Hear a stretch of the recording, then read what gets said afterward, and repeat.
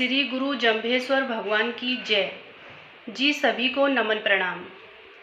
कान्हा जी के पुत्र उद्धरण ने शब्द नंबर 4 के द्वारा आयु का ज्ञान प्राप्त करके फिर दूसरा प्रश्न पूछा और कहा, हे देव, आप किसका जप करते हो और हमें किस देवता का जप स्मरण उपासना करना चाहिए, कृपा करके बतलाइए।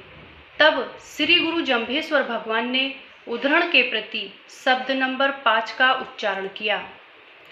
ओम अय्यालो अपरंपर बाणी महे जपाने जाया जीऊ। भावार्थ। श्री गुरु जंभेश्वर भगवान कहते हैं, हे संसार के लोगों, मेरी वाणी अपरंपर है, अर्थात तुम लोग जिनकी परंपरा से उपासना जप करते आए हो और अब भी कर रहे हो, ऐसी परंपरा वाली उपासना मैं नहीं करता। मैं अपरंपर वाणी से जन्मे हुए जीवों का जप नहीं करता। जन्मा हुआ जीव तो स्वयं असमर्थ है और असमर्थ जीव दूसरे की क्या सहायता कर सकता है।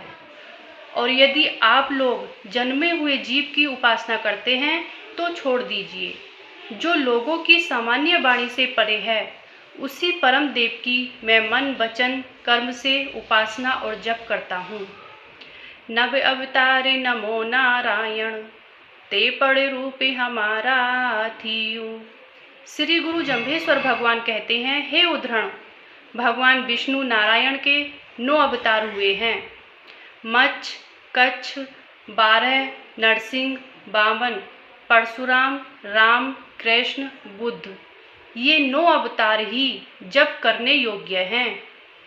श्री जाम्भोजी कहते हैं, ये 9 अवतार मेरे ही रूप हैं। मैं और 9 अवतार एक ही हैं। जपी तपी तक पीर रे से स्वर, काए जपी जेते पड़ जाया जीऊ। श्री गुरु जंभेश्वर भगवान कहते हैं, तपस्वी, साधु, संत, ऋषि मंडलेश्वर इत्यादि जन्मे हुए जीव हैं। इनका जप क्यों करते हो? ये तो जन्मे हुए जीव हैं। खेचर भूचर क्षेत्र पाला, परगट गुप्ता, काए जपी जेते पड़ जाया जीऊ।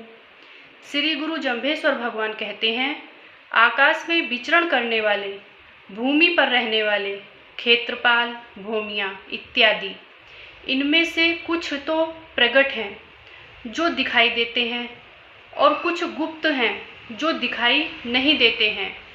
इन्हें क्यों जपते हो? ये तो जन्मे हुए जीव हैं।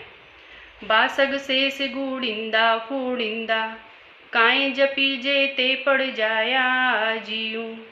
श्री गुरु जंभेश्वर भगवान कहते हैं, बासुकी, नाग, शेषनाग, मणिधारी, गुणवान और फणधारी नागराज ही क्यों ना हो, ये सभी जन्मे हुए जीव हैं।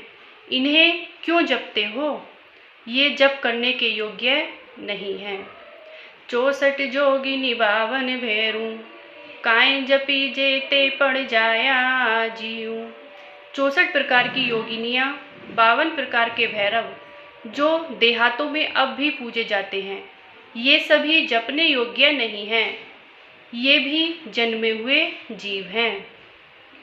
जपा तो एक निरालंब सिंभु, जीही के माई ने पीयू। श्री गुरु जंभेश्वर भगवान कहते हैं, एक निराकार, निरालंब, निरंजन स्वयं भू का ही जप करना चाहिए, जिनके ना तो माता है और ना ही पिता हैं, जो जन्मे हुए नहीं हैं। न तन रक्तु न तन धातु, न तन ताबु न सीयू।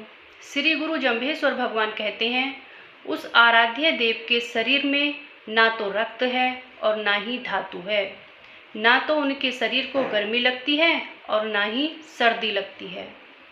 सर्व सिरजत मरत विवर्जत, तास न मूलज लेड़ा कियो।